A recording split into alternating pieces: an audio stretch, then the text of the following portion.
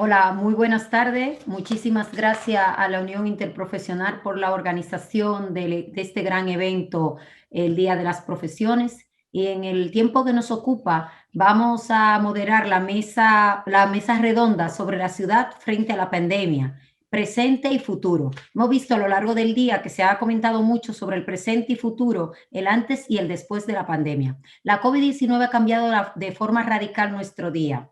Las ciudades, sus edificios e infraestructura han tenido que acomodar de forma abrupta sus funcionalidades. Los ciudadanos nos hemos visto abocados a vivir la ciudad de una forma distinta. Los profesionales vinculados a la edificación, el sector inmobiliario, hemos acometido en primera instancia el reto de ponernos al servicio de la sociedad para afrontar el impacto inicial en la vida de los ciudadanos provocado por la pandemia. Y para poder llevar el plazo del tiempo en su ajustado, primero dar las gracias a todos los integrantes de esta mesa por aceptar la invitación y por su participación, que será sumamente brillante. Ahora, en este momento, diciéndole que el plazo para que hay que mantener los plazos, los tiempos, hay que respetarlo, y vamos a darle paso a José María Esquiega, que es un doctor en arquitectura, profesor de la Universidad Politécnica de Madrid y es decano del Colegio Oficial de Arquitectos de Madrid. Le damos la bienvenida. Muchísimas gracias. Encantado.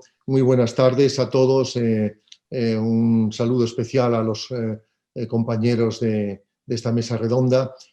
Matizar sencillamente que no soy en este momento del decano, sino exdecano. En este momento el Colegio de Arquitectos está en plenas elecciones, ¿no? Y en muy breve tendremos un decano. Y siento mucho porque he sido muchos años anfitrión en nuestra sede de Hortaleza del Día de las Profesiones, ¿no? Con muchísima ilusión, ¿no? Que no tengamos la oportunidad de vernos, darnos un abrazo personalmente, ¿no? Tomarnos un vino juntos, asistentes y ponentes en los jardines de ese edificio tan bonito, ¿no? Algún día volverán los encuentros presenciales y volverán los abrazos, ¿no? Y desde luego estoy seguro que el Colegio de Arquitectos volverá a ser el lugar de acogida, el honor de acoger este evento, ¿no?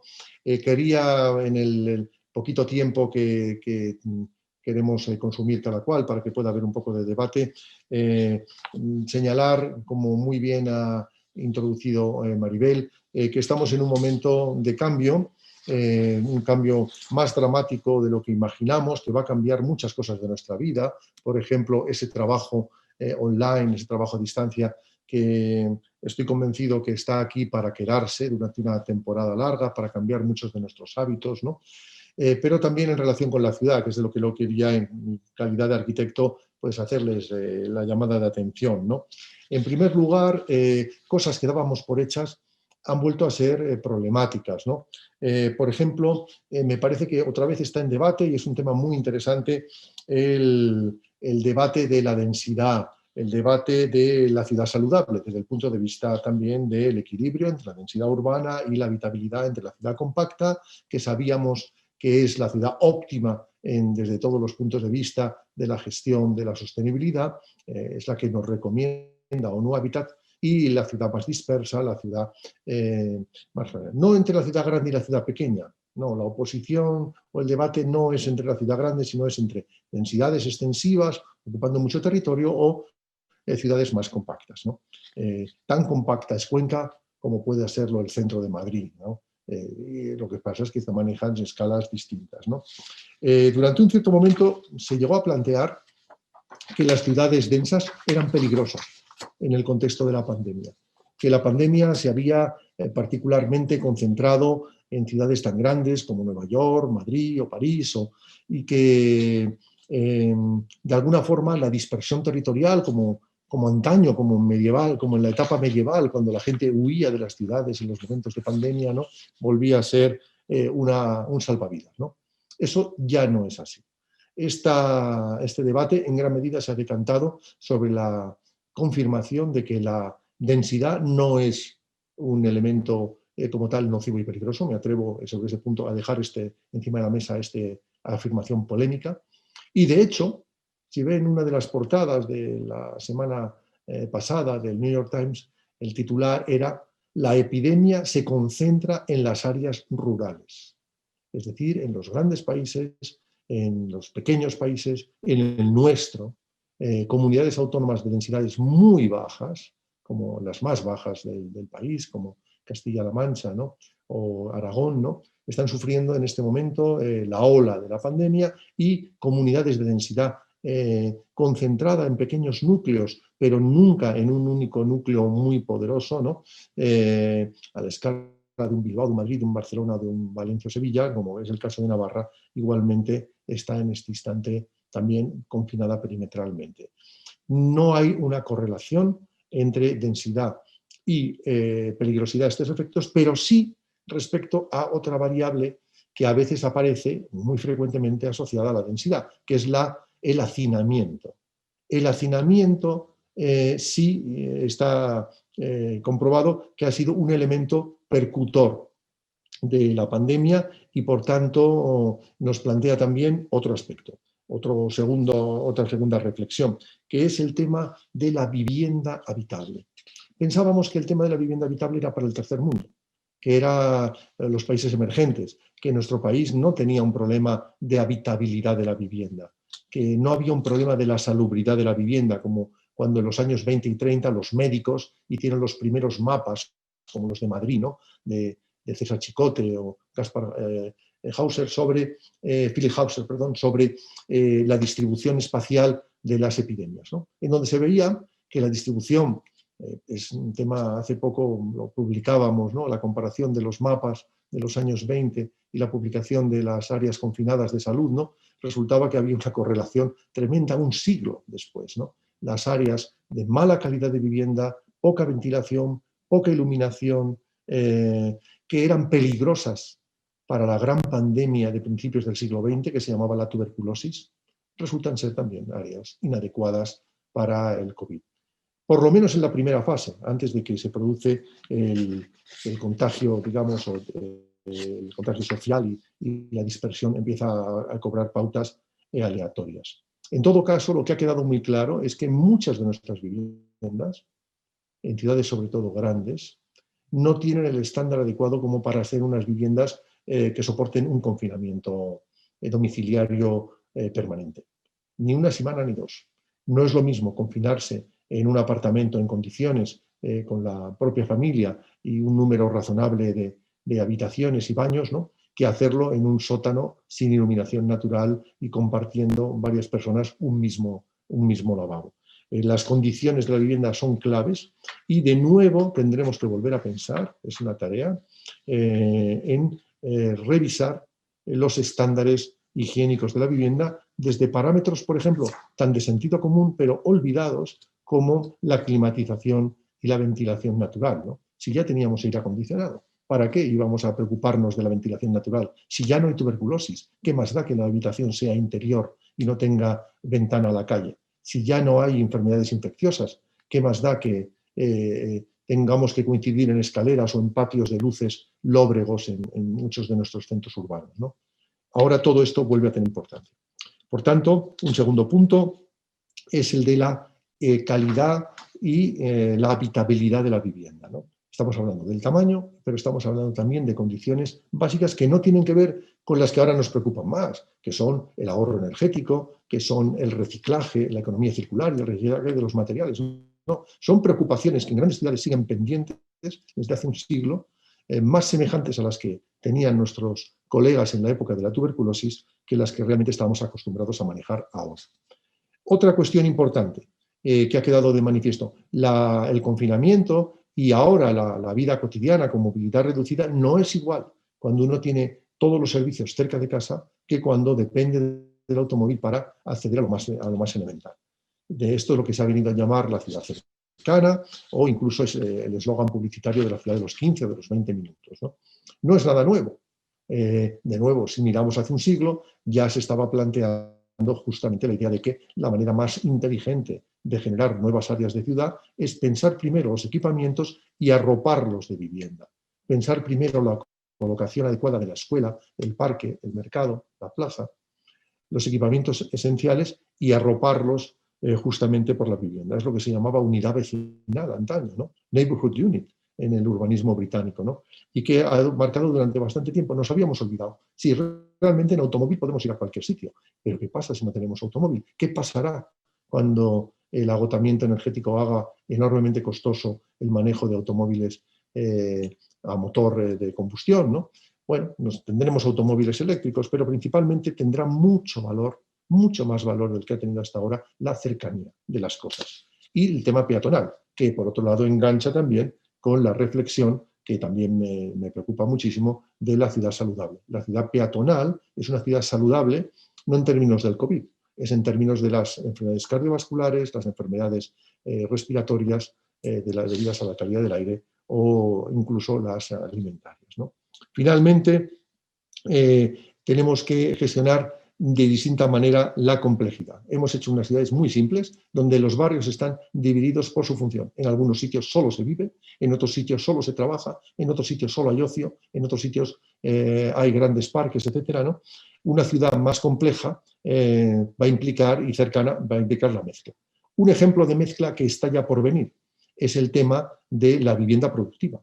Ahora mismo nuestras casas, en gran medida, se están convirtiendo en nuestros despachos, en muchos de los casos. Somos el día de profesionales en el día de las profesiones. Justamente muchos, la mayoría de nosotros, tenemos el privilegio de poder trabajar bien a distancia, aunque necesitemos acudir a obra en determinados momentos, ¿no? O interaccionar con otras personas, ¿no? Nuestras viviendas son productivas. Y desde los planes urbanísticos tiene que pensarse que ya no es contradictorio pensar en vivienda y pensar en actividad económica.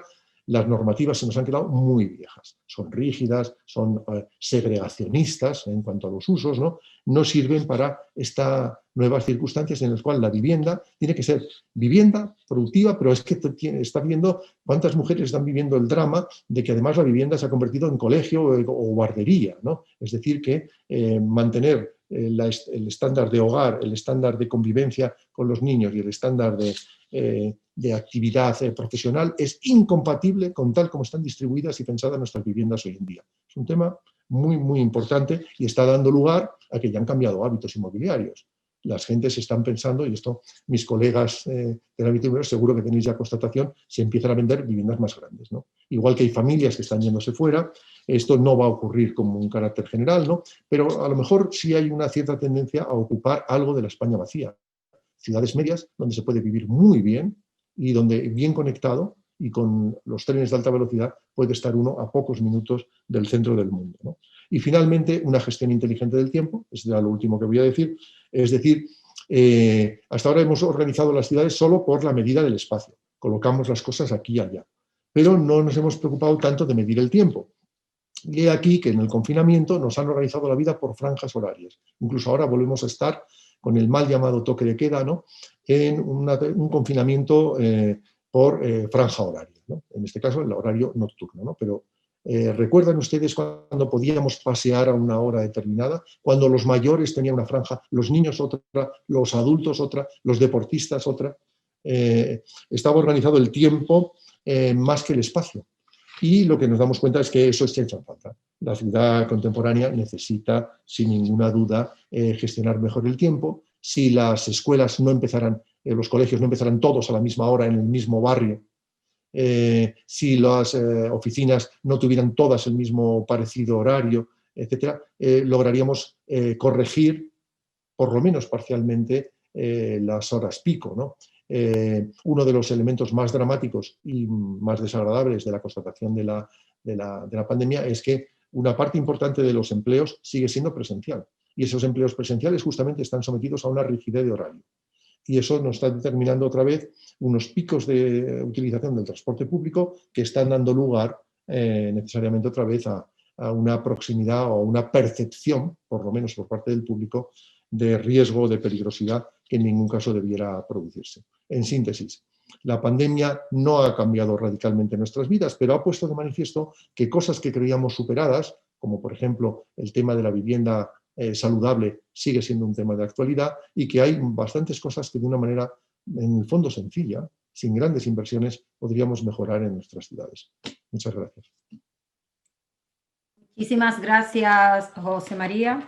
Muchísimas gracias porque el tema bastante importante, urbanismo en tiempo de distancia social, pero ahora Vamos a pedirle a todos los ponentes que por favor respetemos el horario, el tiempo que se nos asigna, porque el tiempo es corto, y vamos a darle paso a Francisco Javier Méndez, director del Gabinete Técnico del Colegio Oficial de Aparejadores y Arquitectos Técnicos de Madrid, con el tema Cimientos para el Desarrollo Sostenible. Muchísimas gracias, Javier. Hola, muy buenas tardes a todos. Gracias, Maribel. Llevamos toda la mañana o toda la jornada hablando de la pandemia y mi intención era un poco enfocar de alguna forma la intervención hacia ese futuro inmediato que tenemos encima. José María ya nos ha puesto de manifiesto, evidentemente, los puntos principales de la situación actual, pero a mi entender, la pandemia no está para nada desligada de ese otro gran fondo, de ese otro gran foco, que es la sostenibilidad. No habrá soluciones estructurantes importantes que apliquemos a la pandemia que estén separadas o desligadas del desarrollo sostenible. Es evidente que todos queremos un desarrollo lo más adecuado posible a nuestras necesidades. No queremos o no nos gustan que nos cambien nuestras rutinas, nuestros hábitos, la economía se resiente, todo se ha dado un vuelco de una forma repentina. Pero no deja de ser menos cierto que ya desde el año 1990 a nivel internacional nos vamos planteando que el cambio climático es una realidad y que debemos de tomar soluciones rápidas, drásticas e inmediatas para no sufrir grandes consecuencias. Y mucho me temo que estemos empezando a sufrir de alguna forma cosas parecidas a las que puedan darse en el caso de que esa realidad del cambio climático se nos vaya, por así decirlo, un poco de las manos. Sabemos que el horizonte del sector en estos momentos pues es el que es, pero yo creo y tengo esperanzas en que el horizonte mediano y a corto plazo, en este rango del 2020 al 2050, pues va a ser bastante saludable. ¿Por qué? Pues si el objetivo que tenemos realmente a nivel internacional es descarbonizar las economías, las políticas van todas enfocadas en esa línea, sabedores de que uno de los grandes hitos por el que se está apostando es el de conseguir que las ciudades y los asentamientos humanos sean inclusivos, seguros, resilientes y sostenibles, y conocedores de que el parque está como está. En la realidad, prácticamente, el parque de viviendas de nuestro país, el 95% de la vivienda no cumple los estándares mínimos que estamos enfocando al día de hoy y que están todavía un poco lejos de ese objetivo que nos estamos proponiendo para llegar al 2050, es evidente que tenemos muchas cosas por hacer, que el campo es amplio, que el sector, a todos esos posibles personas o estudiantes que se intenten acercar hacia el sector o que tengan dudas de hacia qué sector dirigirse, es obvio que el sector ofrece muchas posibilidades y que de alguna forma estamos todos obligados a cambiar, a concienciarnos de la realidad en la que estamos y a modificar ciertas pautas. No voy a extenderme con datos, y dejo un poco esta pequeña pantallazo con los principales datos del sector, de emisiones, de consumo de recursos, de residuos, todo eso que venimos haciendo hasta ahora de una forma, de alguna manera llamada tradicional, debe de ser recambiado, debe de ser reestudiado, debe de ser reenfocado por completo. Ya no nos vale la forma de construir que teníamos antaño. Y las profesiones, y entre ellas la que represento en esta jornada de profesiones, evidentemente no se va a quedar atrás. Uno de los puntos principales que yo creo que estamos todos destinados a afrontar de verdad va a ser esa coordinación de diversos agentes, coordinación y agitación de administraciones, coordinación entre los propios colegios, coordinación entre las propias profesiones. El construir para durar es el gran reto que tenemos encima de la mesa. Y ese construir para durar no deja de ser fruto nada más que de ciertas características, de ciertas esencias que como antaño, por completar lo que comentaba ahora mismo un poco José María, no podemos dejar atrás. Ese trabajo colaborativo debe de ser una realidad por fin. La gestión debe ser eficaz, la adaptación debe ser importante, lo estamos viendo. Los cambios son constantes, lo que comentabais antes. Se confinan, no se confinan, de un día para otro tenemos cambios, tenemos nuevas reglamentaciones, tenemos que adaptarnos a esa nueva forma de hacer, de vivir y de convivir las ciudades. Debemos de ser flexibles y debemos de intentar mantener esa hoja de ruta por la que apuesta la economía, por la que se apuesta internacionalmente, y que a buen seguro desde los colegios seremos capaces de dar pronta y rápida respuesta a la profesión y a todos cuantos se quieran acercar a ella. Desde el asesoramiento, desde la formación, desde la construcción industrializada, desde incluso la accesibilidad, otro gran reto que no deja de estar ahí dentro de esa habitabilidad que comentaba en este momento José María, con ayudas, con todo, con la digitalización. Desde el colegio ya estamos empezando a dar nosotros también los primeros pasos en el blockchain. Todas estas cuestiones nos ponen de manifiesto que hemos de repensarlo todo, que la tecnología ya nos ofrece muchas posibilidades y que lo más importante, lo que más nos va a costar, va a ser que cambiemos nosotros nuestras rutinas, nuestros hábitos para poder hacer frente a todo ello. Desde el colegio, nuestra apuesta es por la sostenibilidad. El enfoque que le damos desde la profesión se puede ver e invito a todos a que os acerquéis al stand virtual del Colegio de Aparejadores para que veáis un poco el desarrollo de los grandes hitos que tenemos encima de la mesa. Y si tuviera que cerrar con un lema principal, pues esa última frase, ese último comentario de las cosas bien hechas, yo creo que es el reto que tenemos todos y que todas las profesiones debemos afrontar. Por mi parte, nada más, a la espera de que alguna consulta nos pueda corresponder. Muchas gracias a todos y buenas tardes. Muchísimas gracias, Javier. Muchas gracias por tu exposición. Vamos a darle paso a José Merino Tapia, asesor jurídico del Colegio Oficial y Asociación de Agencias y Agentes Inmobiliarios de Madrid. Muchísimas gracias, José. Tu tema, los agentes inmobiliarios, centra la sostenibilidad en el interés por el ciudadano, ante el COVID-19. Perdón. Muy bien, Maribel, muchas gracias. En primer lugar, dar las gracias a Unión Interprofesional por la amable invitación de participar en esta mesa redonda y, como no, pues estar rodeado de unos grandes ponentes en esta mesa que da gusto oírles hablar. Yo me hago una pregunta inicial que supongo que nos la hemos hecho todos durante esta pandemia, sobre todo desde el punto de vista profesional, es si tendremos un mundo más sostenible, ¿no? Tras el COVID-19, un poco siguiendo las líneas argumentales de la intervención de Javier Méndez. La llegada del coronavirus y el posterior confinamiento o toque de queda, que con toda probabilidad se va a prorrogar hasta mayo del 2021, a mi juicio nos ha dejado unas grandes incertidumbres, ¿no? Desde el punto de vista de la actividad profesional. Y por eso todos nos hacemos una pregunta estos días: ¿cómo seremos después del COVID-19, cuando pase toda esta pandemia?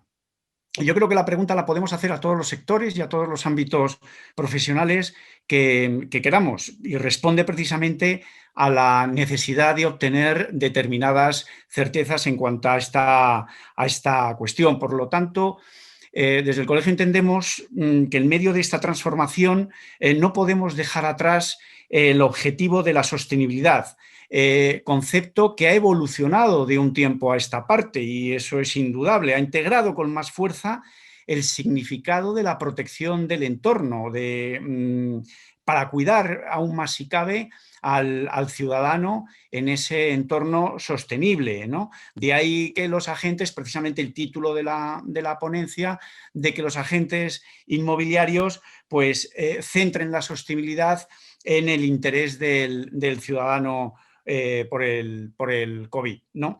En el ámbito inmobiliario específicamente estamos demandando las políticas medioambientales y de desarrollo sostenible que están implementando en otros países de nuestro entorno, y que ese camino entendemos que con coronavirus o sin él es una realidad, ¿no? Es imparable.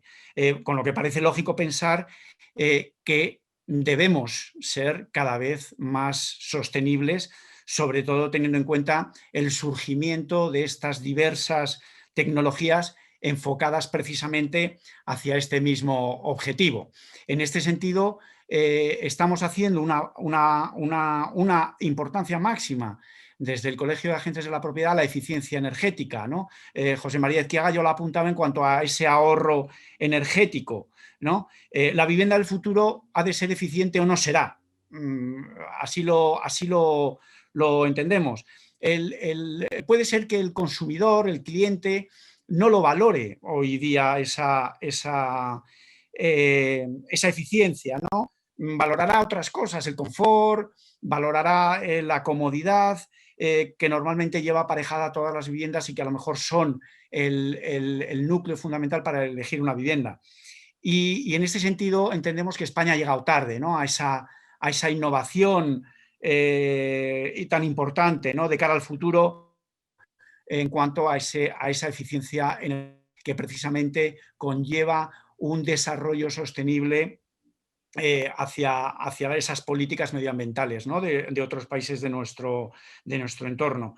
Desde el COLEP o este viraje, mejor dicho, se ha producido o está encaminado hacia la salud del ciudadano, hacia el bienestar del ciudadano. Ha provocado con los conceptos prepandemia de la sostenibilidad cobren más fuerza aún si cabe, ¿no?, con nuevos enfoques. El ciudadano del medio ambiente, de la sostenibilidad, del transporte, de los espacios verdes, también que apuntaban los anteriores ponentes que me han precedido, las tecnologías de la información, todo cobra una nueva perspectiva en el eje central que es la persona en el entorno urbano de las ciudades sostenibles, ¿no? El COVID-19 ha puesto a los consumidores en el epicentro de la sostenibilidad de las ciudades, ¿no? Yo creo que este puede ser un buen resumen de esta ponencia, ¿no? No quiero terminar sin señalar que si hay durante este escenario provocado por la pandemia y que añade otro enfoque a la sostenibilidad, es el aumento de la utilización y el impulso de las tecnologías de la información, ¿no? Prácticamente, para muestra un botón, estas jornadas, pues el Día de la Profesión, que hasta ahora se realizaban, como apuntaba José María, que ha sido nuestro anfitrión durante pues otras ediciones, pues la estamos manteniendo perfectamente o realizando perfectamente pues mediante sistemas telemáticos, ¿no? Las universidades están funcionando perfectamente online, los colegios también están funcionando, por lo tanto la importancia en la sostenibilidad de las nuevas tecnologías es una realidad que no va a desaparecer, sino que va a ir mucho más allá, ¿no? Tales herramientas no solo han permitido, como digo, mantener la actividad profesional de nuestros colegiados en todos los sectores, sino también poder atender mejor a los ciudadanos. Los ciudadanos han agradecido, hablo evidentemente desde nuestro colegio, han agradecido enormemente el apoyo o el asesoramiento que han tenido de forma gratuita en todo momento para conocer circunstancias que afectaban a esta actividad profesional inmobiliaria, ¿no?, que han requerido la atención de los profesionales en medio de estas complicadas circunstancias, siendo un complemento de la atención personalizada y presencial, ¿no? Y por último, no sé si voy bien de tiempo, entendemos que es importantísimo, además, no vamos bien de tiempo, 2 minutos, Maribel, hay que fomentar la seguridad jurídica del sector inmobiliario. Constituye, entendemos, una línea de primer orden para conseguir un entorno más sostenible. La práctica profesional de la intermediación inmobiliaria, al encontrarse liberalizada desde el año 2000, sin ningún tipo de norma que la regule, necesita que se pueda identificar realmente a un buen profesional que está especializado, que tiene una experiencia, que tiene unos conocimientos de otra persona que carece de estos conocimientos. Termino. El impacto que está provocando la pandemia en la sociedad y en la economía también ha puesto el acento en la importancia que tienen las administraciones públicas en situaciones de emergencia, ¿no? Se han configurado como un aliado necesario de los profesionales, que con este apoyo les permite encauzar sus objetivos hacia la sostenibilidad, abriéndose nuevos cauces de colaboración. Por tanto, en medio de esta incertidumbre, que es como iniciaba mi ponencia, dificultades e incluso menoscabos, con gran pena, a la salud de las personas y la calidad de vida, puede destacarse cómo durante la pandemia estamos atravesando esta transformación en todos los entornos. por lo que se han puesto en marcha innumerables dinámicas que nos permitan estar necesariamente desconectados con la administración pública, los profesionales y los ciudadanos. Es sin duda también una buena noticia, una magnífica noticia, que se haya puesto en valor la histórica función de servicio a la sociedad de los colegios profesionales como corporación de derecho. Gracias. Vale, muchísimas gracias, José. Muchas gracias por tu exposición. Ahora, en este mismo orden, vamos a hablar a continuación sobre el funcionamiento de las comunidades de propietarios ante el COVID-19, que estará a cargo de Isabel Bajo Martínez, presidenta del Colegio Profesional de Administradores de Fincas de Madrid. Bienvenida, Isabel.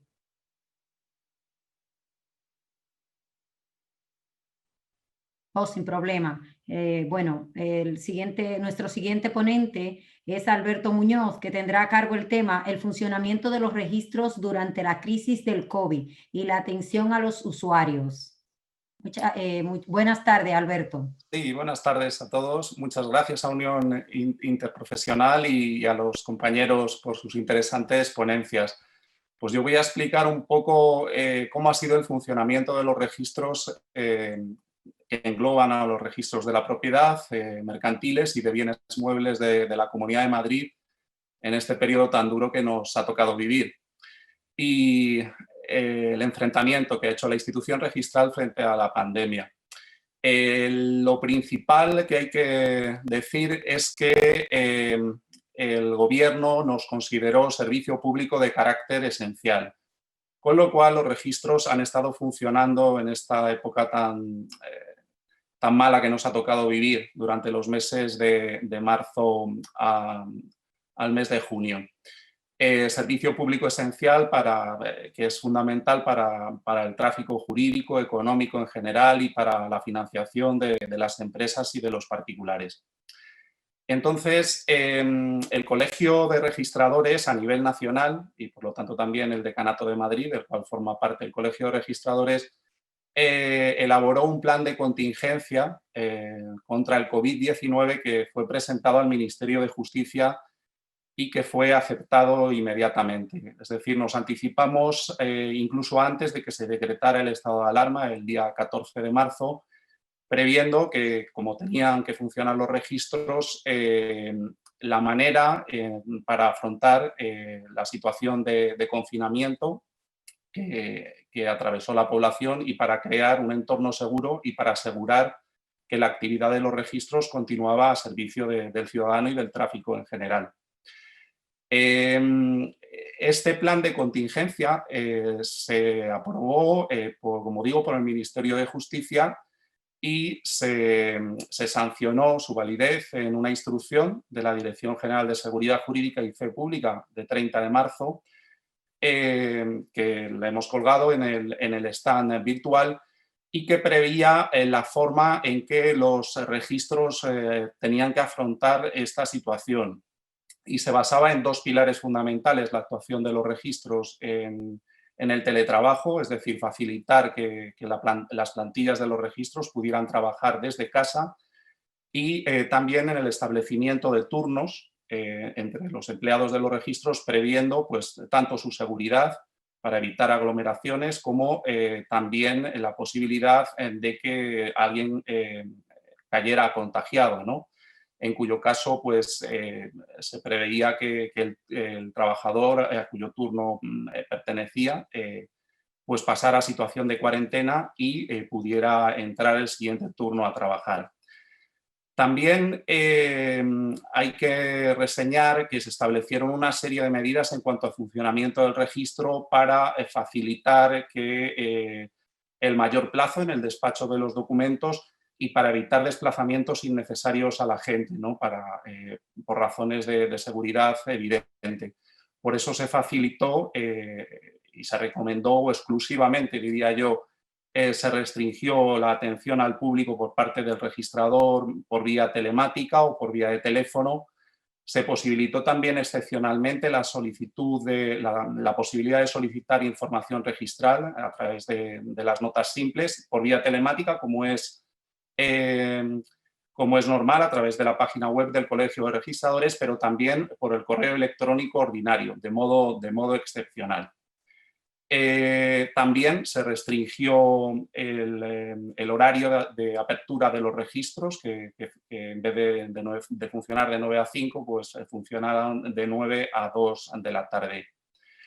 Y en esta línea de atención al ciudadano también me gustaría destacar que se puso en marcha la posibilidad de solicitar las notas de índices, que son las notas que indican las titularidades que tiene una persona de manera, como digo, telemática y también de manera gratuita a disposición del ciudadano que afrontaba pues, una situación de crisis a nivel personal y también a nivel económico. Hablamos de las situaciones de los ciudadanos con especial vulnerabilidad. Como sabéis, pues el Gobierno aprobó una moratoria hipotecaria, una moratoria en el pago de las cuotas de los préstamos hipotecarios para familias que estuvieran en situación de vulnerabilidad, y también se aprobó una moratoria en la renta arrendaticia para este tipo de personas que se encontraban en situación de precariedad. Por otro lado, ya también al estar en funcionamiento los registros, pues desde el Decanato de Madrid, con una implicación muy importante de la decana, pues intentamos poner a disposición de todos los compañeros, de todos los registros y de nuestras plantillas, pues elementos de seguridad. Se hicieron también diferentes repartos de material protector, de mascarillas, de guantes. Se puso en contacto a los registros con empresas de mamparas.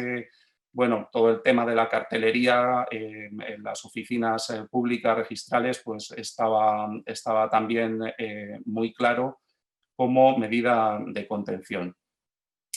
Me gustaría también destacar, en cuanto a los contenidos que hemos colgado en el stand virtual, una entrevista al vicedecano nacional, donde habla expresamente de la situación del mercado inmobiliario en las primeras etapas de la crisis, en el mes de marzo a abril, la situación específica de nuestra comunidad.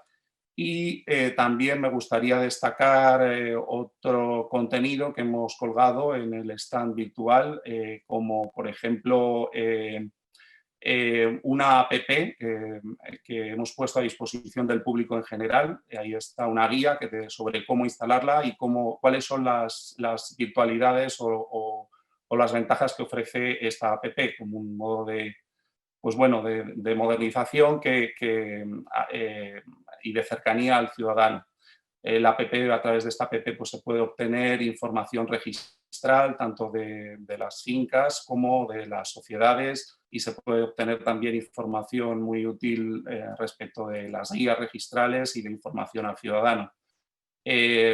También se recoge en la app un seguimiento de lo que son las oposiciones a registros, o si hay alguna persona joven que nos está viendo y quiere interesarse por el tema, puede, si quiere, también hacerme una pregunta hablando del futuro, de lo que son estas oposiciones y cómo se puede acceder a la profesión de registrador.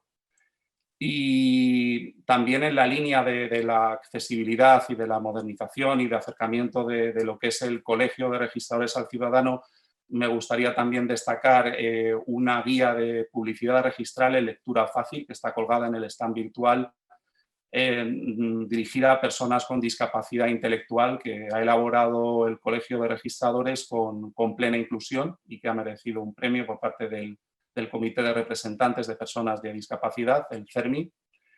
Y bueno, nada más, a disposición de cualquier pregunta que se pueda realizar. Muchas gracias. Muchísimas gracias, Alberto, por tu exposición. Bueno, te he de decir que Isabel Bajo, por un problema técnico, no ha podido acceder a la sala, y vamos entonces en este momento, después de darle las gracias a nuestros ponentes con sus magníficas presentaciones, a darle paso al turno de preguntas. Vamos a dar un margen de unos minutos a ver cuáles son las preguntas que tienen nuestros oyentes en este día de esta mesa redonda para vosotros.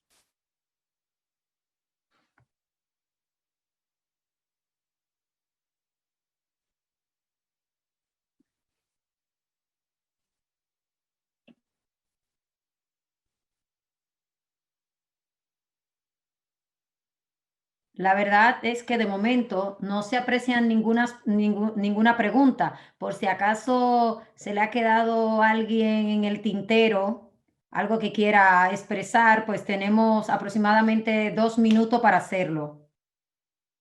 ¿Alguno de los ponentes, si quiere aportar algo? Le veo al maestro con ganas de decir algo más. Tiene que activar el micro. No, efectivamente, que creo que las ponencias han tenido el valor de marcar que estamos ahora muy condicionados por la pandemia, pero con la mirada a lo lejos, ¿no? Es decir, no dejándonos arrebatar por el dramatismo de estas circunstancias que estamos viviendo, y me ha alegrado particularmente escuchar de mis colegas que temas como sostenibilidad, como cambio climático, como salud, en términos generales, son importantes ahora y lo van a seguir siendo el día después de esta terrible experiencia que estamos pasando. Muchísimas gracias, muchísimas gracias. Yo quiero, antes de cerrar, de puntualizar unas conclusiones que pudimos apreciar con todos los miembros de la mesa, que ahora nos toca mirar hacia adelante y afrontar otro reto, aún si cabe más importante e intenso, que no es otro que poner en valor a nuestra profesión y a nuestros profesionales en un contexto social y de vida totalmente diferente. El lugar donde vivir, los edificios y el habitar los lugares donde comprar o cómo se mueve por la ciudad.